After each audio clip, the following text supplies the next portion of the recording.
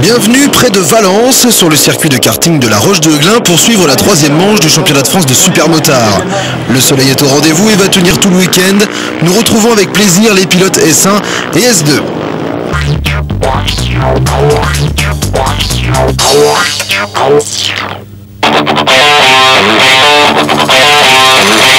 Place à la compétition avec la Super Pole de la catégorie S2, les grosses cylindrées, les 650. À l'issue des chronos, on va retrouver les auteurs des 4 meilleurs temps pour cette Super Pole. Le vainqueur va choisir sa position sur la grille de départ. David Bafleuf, qui est un des 4 pilotes à participer à ce tour chrono, va s'élancer. Alors il s'élance en premier, va réaliser un temps qui va être battu, 1:14,650 pour David Bafleuf.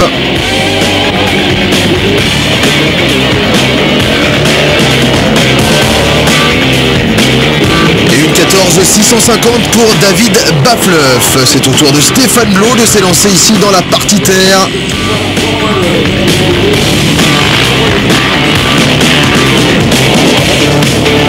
Et là avec Stéphane Blo va vraiment se rapprocher des meilleurs temps du week-end. 1:14,117 pour la Super Pole de Stéphane Blo.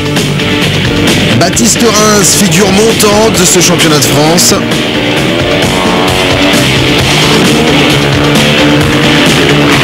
Baptiste Reims très à l'aise dans la terre et un chrono 1:14,564, c'est un petit peu mieux que David Bafleuf, mais c'est un petit peu moins bien que Stéphane Blo.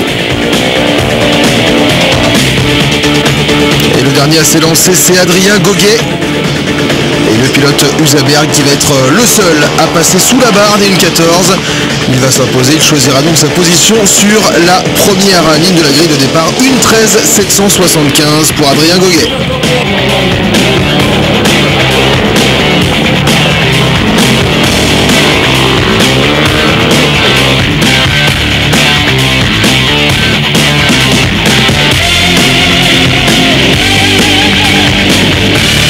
Super content en fait, la différence ça s'est fait dans le choix des pneumatiques. En fait j'ai essayé d'adopter une manière différente d'aborder la Super Pole. En fait j'ai mis un pneu neuf pour cette Super Pole que je vais réutiliser en manche après, parce qu'avant j'utilisais les pneus dont je me servais au chrono la veille, et c'est vrai que juste pour faire un tour c'est très important d'avoir un bon pneu. Donc là j'ai un pneu qui a servi qu'un tour, qui est encore très bon, et ça sera quand même un bon pneu pour la manche. Je pense que c'est la meilleure méthode, d'ailleurs ça a payé, donc je vais continuer comme ça. Allez, on se retrouve sur la grille de départ de cette première course S2. Baptiste Reims donc qui s'élancera depuis la première ligne avec le 3e temps de la Super Pole. Adrien Goguet lui a réalisé le meilleur temps pour l'instant, meilleur temps du week-end sous la barre des 1:14. Je vous rappelle 1:13,775. David Bafleuf toujours dans les bons coups également sur la première ligne. On va y aller d'ici quelques instants avec ce circuit de la Roche-de-Glin qui plaît énormément aux pilotes, mais qui est quand même relativement étroit, donc pas vraiment évident de dépasser. Et pour l'instant, Adrien Goguet qui réalise le hot shot devant Stéphane Blo, Baptiste Reims, David Bafleuf et Romain Salinas. Également Eddy Richer, bien placé.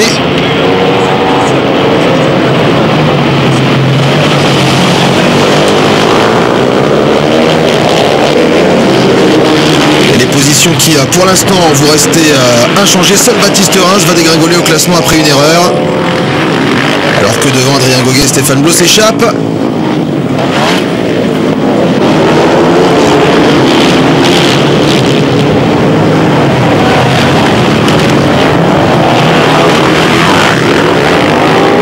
David Bafleuf toujours à la 3e position à quelques encablures. On voit Baptiste Reims qui est au-delà du top 10 en bagarre ici dans la terre avec Sylvain Furat et André Néron au terme déjà d'une belle remontée. Bonne position également pour Pierre Collery alors qu'Alexandre Précope a un petit peu plus de mal ici à Valence que lors des manches précédentes. Et là, gros contact entre Baptiste Reims survolté et Jean-François Fouquet.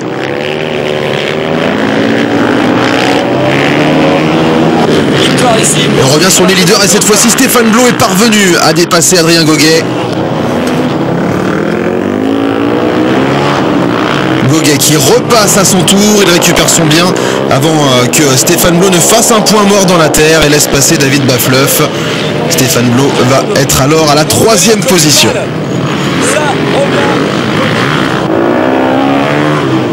Et finalement victoire d'Adrien Goguet devant Bafleuf et Blot.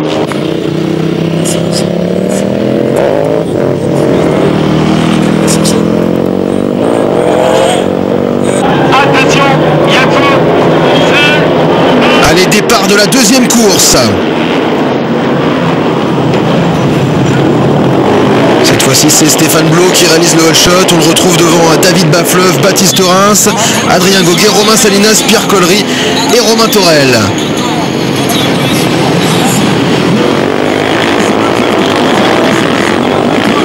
Baptiste Reims a attention, c'est pas engagé pour l'instant pour Adrien Goguet qui va se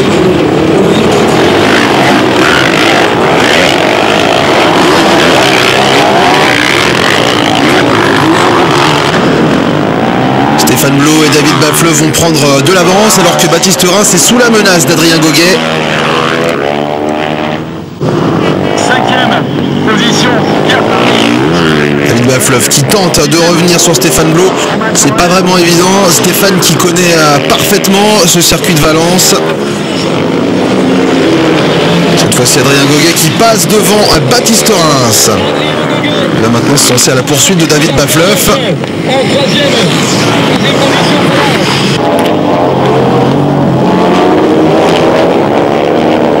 Quand même une bonne avance pour Stéphane Blot et David Bafleuf alors que Baptiste Reims n'a pas encore dit son dernier mot. Malheureusement Adrien Goguet va faire comme Stéphane Blot lors de la première course, il va caler dans la terre. Il repartira entre Collery et Torel. Là ça va commencer à être problématique pour pas mal de pilotes qui jouent la victoire. Grosse chute de David Bafleuf dans la terre. Il va pouvoir repartir sans dommage, mais après avoir perdu pas mal de positions.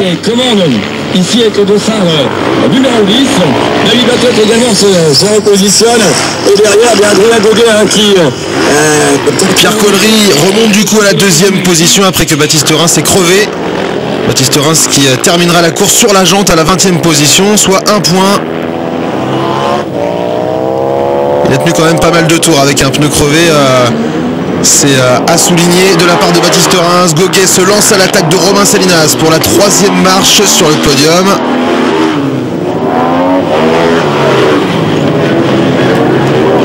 Et Romain Salinas qui ne se laisse pas faire. Au final, Stéphane Blot s'impose devant Pierre Collery. Baptiste Reims s'en termine avec un tour de retard. Et finish incroyable entre Salinas et Goguet. Le pilote Usaberg passe la ligne juste devant l'Aprilia. Et Goguet sera classé 4e, la cellule de chronométrage étant placée juste avant la ligne.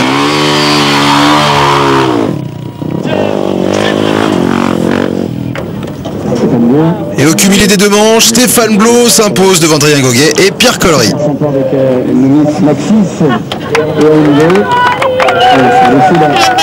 Première manche, je cale dans la terre, après je remonte, mais je finis 3.